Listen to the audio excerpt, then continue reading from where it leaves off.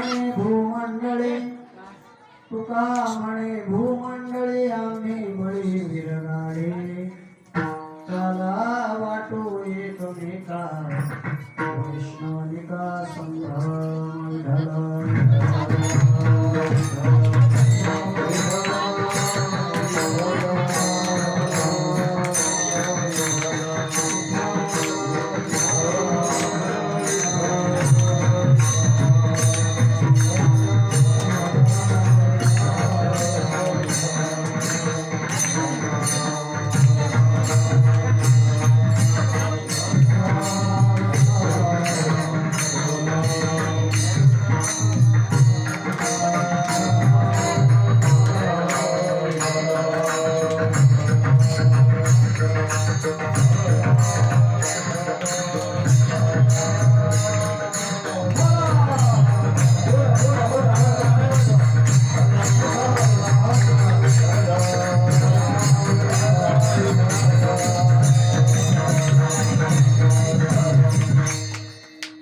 समचरण सरोजम सांगणीलां पुदाभं जगन्निहितपाने मंडनानां तरुण तुलसीमाला कंदरं कंजनेत्रं सदयधवलः संविठ्ठलं चिन्तयामि देवादि देवा जगत्त्रया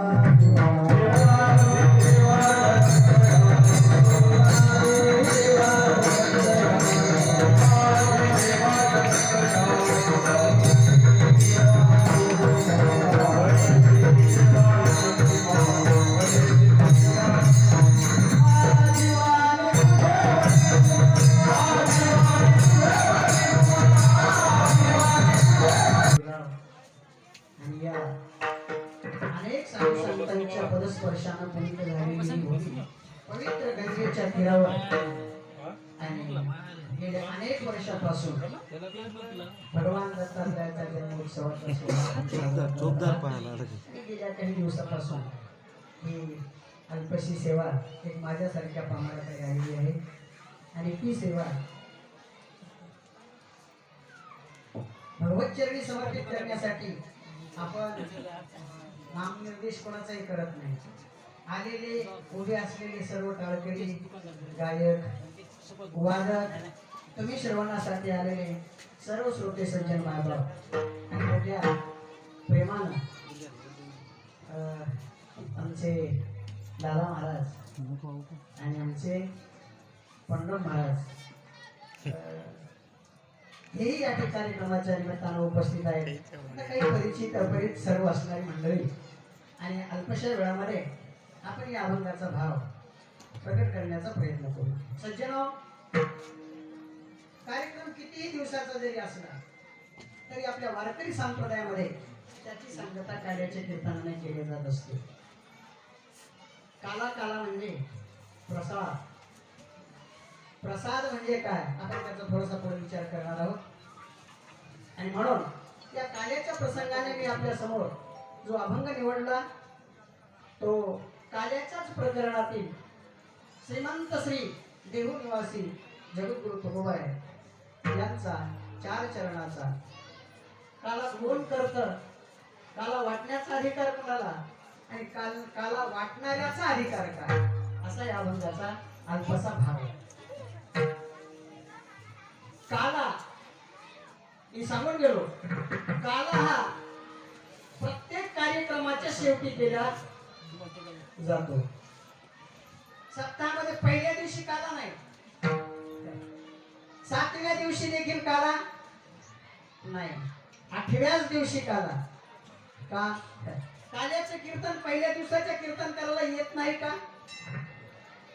येत आहे, पण आपल्या वारकरी संप्रदायाचा नियम आहे, दंडक आहे. आणि त्या दंडकाप्रमाणे आपण फार मोठे मला वाटते फार बऱ्याच दिवसापासून येतो. विठोबा बापूच्या सत्यापासून येतो. तुमची वडील होती, बरीचशी मंडळी होती. आणि अगदी ही भूमी म्हणजे आता आपल्याकडे वेळ नाही, पण अगदी पावन पुनीत अशा प्रकारची भूमी आहे की ज्या ठिकाणी फार मोठ्या साधू संतांचे आणि चरण स्पर्श आपल्या भूमीमध्ये झालेले आहे.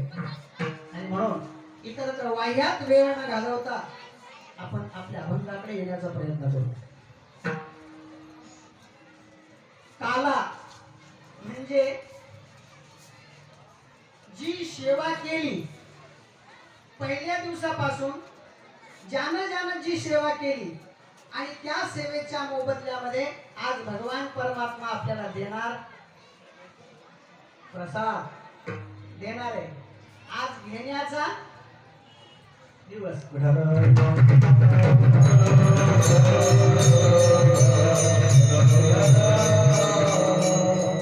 एक लक्षात ठेवा, मी इथं कंबर बांधून बोलतोय म्हणून माझा अधिकार मोठा अजिबात नाही.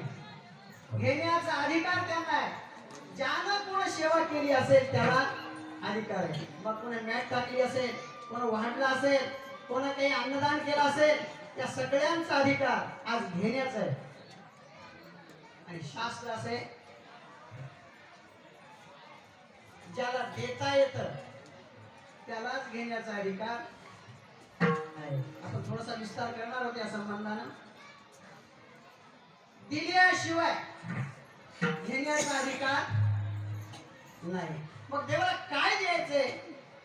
भगवान श्रीकृष्ण परमात्मा गीतेमध्ये बोलत असताना म्हणतात, तद्विधी प्रणिपातेन परिप्रश्नेन सेवया उपदेक्षान्विते ज्ञानम ज्ञानिनस् तत्वदर्शिना. जेथ ज्ञानाचा पुरवठा तेथ सेवा हा दारवंता. चला, सेवा मग कशी सेवा केली असेल, कोण काय सेवा केली असेल? पुन्हा नुसता चहा जरी दिला असेल तरी ती सेवा. कंबर बांधून कीर्तनकाराचा तोच अधिकार.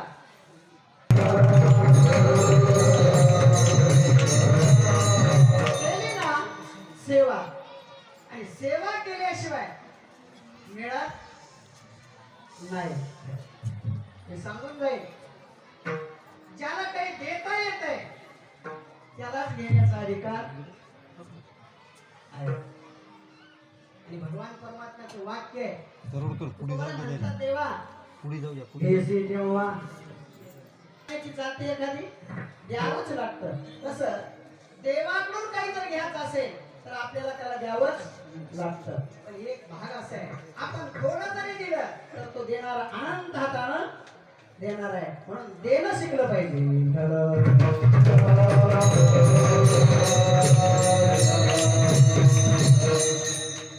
पार्श्वभूमिका म्हणून बोलतोय.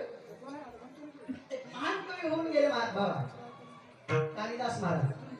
कवी कालिदासाचं नाव पण आहे, सुंदर चरित्र आहे.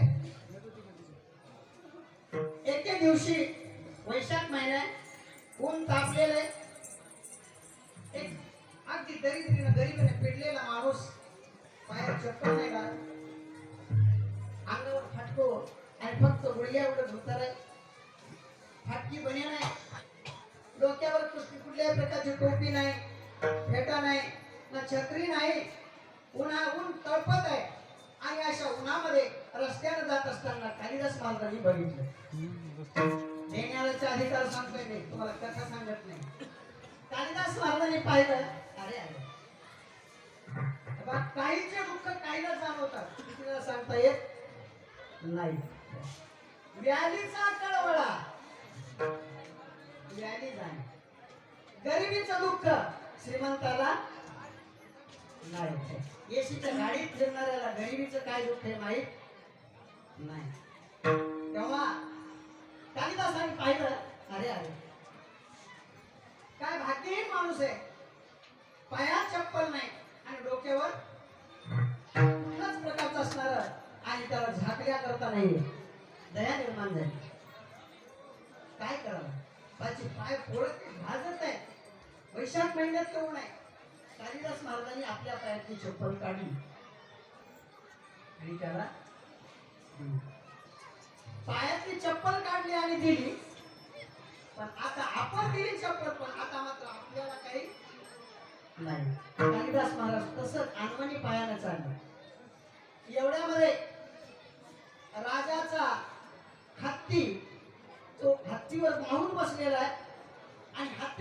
येतोय. त्याने विचार केला, अरे अरे अरे, एवढा मोठा कवी, राजदरबारामध्ये त्याचा मान सन्मान आहे आणि तो पायी, आणि उन्हात चप्पल नाही त्याच्या पायामध्ये. माहुतानं सांगितलं, ओ कैलास महाराज, हत्तीवर बसा. कोणी कुठे बसू नाही, ज्याच्या त्याच्या जागा ठरलेल्या आहे. म्हणून तुम्ही ऑफिस मध्ये बघा, व्हिडिओ समोर गेलं तर व्हिडिओच्या समोर 2-4 खुर्च्या टाकलेल्या असतील, पण एखाद्या मूर्ख माणूस जर त्याच खुर्चीवर जाऊन बसलं तर जमणार. ज्याची त्याची जागा ठरलेली आहे. कालिदासाने विचार केला, नाही बसायचं आपण कोणाने, आधी आग्रह, आणि आग्रहामुळे कालिदास महाराज हत्तीवर बसले. पण राजा सहज तिकडून येत होता. राजाला पाहिलं, अरे अरे अरे, हत्ती माझा, अंबारी माझी, आणि माझ्याशिवाय कोण बसणार आहे. आणि सांगतो मला, आपल्या जाग्यावर कोणी बसलेलं कोणालाच पटते. माझ्या जागेवर जर दुसरा कोणी बसला तर खपत नाही.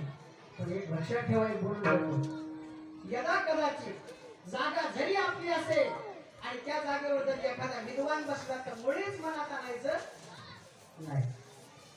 राजानं बघितलं, कालिदास महाराज,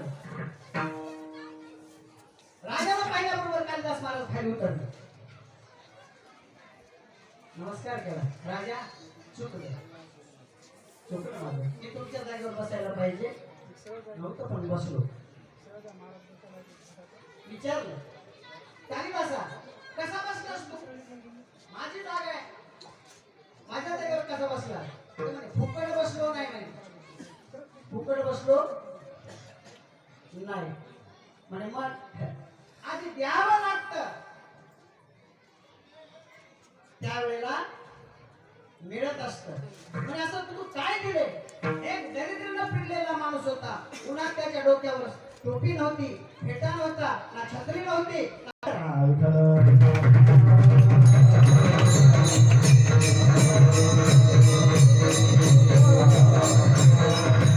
आज आपल्याला घ्यायचंय, पुन्हा एक वाक्य बोले,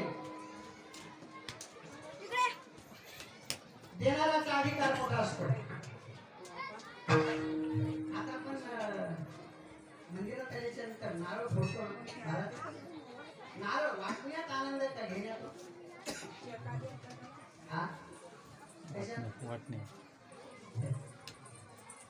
नालायकांना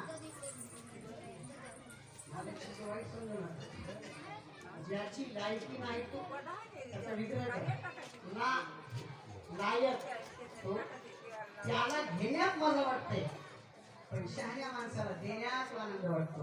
अंतःकरण अगदी नारळाचे तुकडे देत असताना सुद्धा माणसाला एक स्वाभिमान निर्माण होतो, पण घेत असताना तसा भाव निर्माण होत नाही. चला अजून पुढे बोलू. देणारा हा श्रेष्ठ असतो आणि घेणारा कनिष्ठ असतो. देणारा श्रेष्ठ असतो आणि घेणारा कनिष्ठ असतो. मग केवढा जरी श्रीमंत असला, मागलाय का कनिष्ठ. जाऊ द्या, फार नाही लांबत मी आता पुढे नाम निर्देश करतो. रावणा एवढी संपत्ती कोणाकडं नाही, रावणा एवढं ऐश्वर्य कोणाकडं नाही, पण सीतेच्या दारात जाऊन भिक्षा आणली कनिष्ठ. चला, अरे देव जरी असला, मागलंय का त्यानं, आता असं आहे का तो श्रेष्ठ नाही.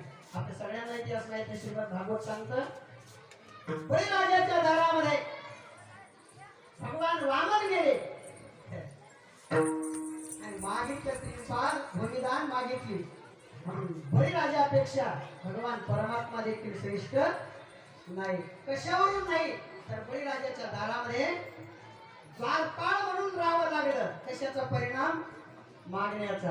आणि म्हणून आज तुम्ही म्हणाल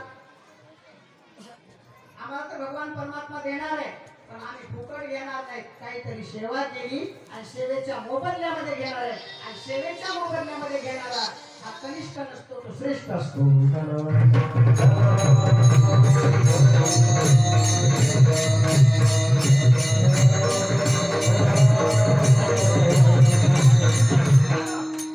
आज आपल्याला घ्यायचंय. तुम्ही म्हणाल इतका वेळ देणारा मोठेपणा केला आणि आज तर आपण सगळेजण घेणार आहोत, पण घेण्याचाही फरक आहे. आज काय घ्यायचंय? प्रसाद. आणि गीता सांगते प्रसाद मिळाला सर्व दुःख प्रसादे सर्व दुःखानां शोपजायते. प्रसाद म्हणजे तरी काय? प्रसाद. आणि मला तरी असं वाटतं की प्रसन्नताच राहिली नाही आणि म्हणून प्रसाद घेण्याचा अधिकारच नाही.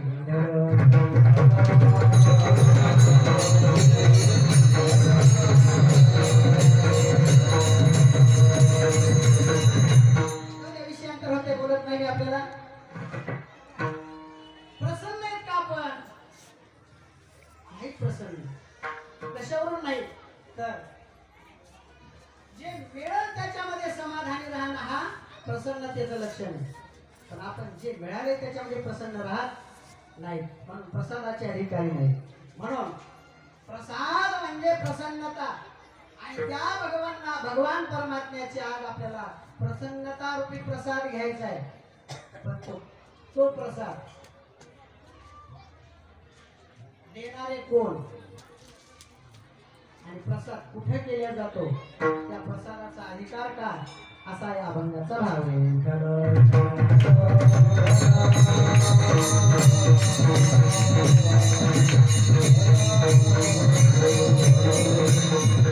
काला देणारे कोण आहेत? फक्त काला देणारे दोनच वर्ग आहेत, देव किंवा संत. काला शब्दाचाही अर्थ आपल्याला वेगळा करता येईल.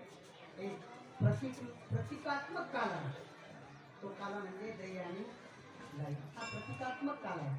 त्याच्यानंतर दुसरा वास्तव अभेदाने कल्पित अविद्येने असलेलं ब्रह्म, त्या ब्रह्माचाच कल्पित अविद्येमुळे झालेला जीव आणि त्या जीवानं भगवंताचं नामचिंतन करणं हा एक काल आहे. हरिनामाचा दोन. आणि शेवटचा जीव आणि ब्रह्मैक्य, याचं नाव आहे काला. वास्तव अभेद पण कल्पित भेद. आणि एक आहे प्रत्येकाच्या जीवनामध्ये काल्या एवढा आनंद कशातच वाटत नाही. काय काय माणसं म्हणतात नका जाऊ 7 दिवस, परिधानात काल आहे ना, काल्याला तरी गेलं पाहिजे की नाही का? तर त्या कार्याचं श्रेष्ठत्वच तसं आहे. मग जसं मी आपल्याला थोडासा व्यवहार सांगतो. आपण आहोत भगवंताचे अंश. गीतेचा 15वा अध्याय, ममई वंशो सगळ्यांना माहिती. कितीतरी प्रमाण चिदानंद स्वरूप शिवोहम शिवोहम सगळ्यांना माहित आहे. आणि म्हणून पण एक आहे, प्रत्येकाला जीवनामध्ये काला मिळवण्याची काय इच्छा निर्माण झाली त्याचं कारण आहे. समुद्राचं पाणी वाफा तयार करायचा आणि त्या वाफ्यामध्ये ते पाणी सूर्याच्या प्रखर तेजानं आटवल्याच्या नंतर त्याचं मीठ तयार होतं. पण मीठ कल्पित भेद आहे. पण ज्या वेळेला पुन्हा पाण्यात समुद्रात टाकले की ते पाणी रूप तसंच आहे. वास्तव अभेद आहे पण कल्पित भेद झालेला आहे. आणि त्याकरता आणि प्रत्येकाचा आपण जिथून आलो का तिथं जाण्याचा स्वभाव आहे.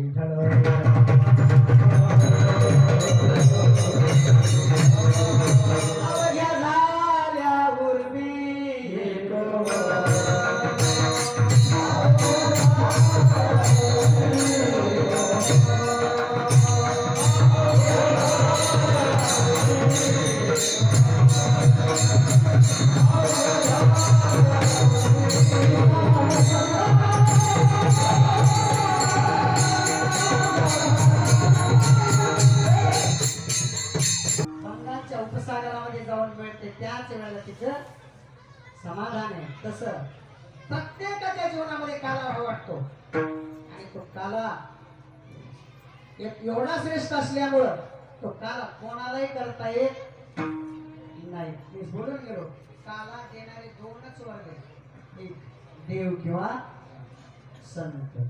आणि त्याच्यापैकी आज आपल्याला काला वाटणारा कोण आहे? तो काला वाटणारा कोण आहे? अभंगाच्या दुसऱ्या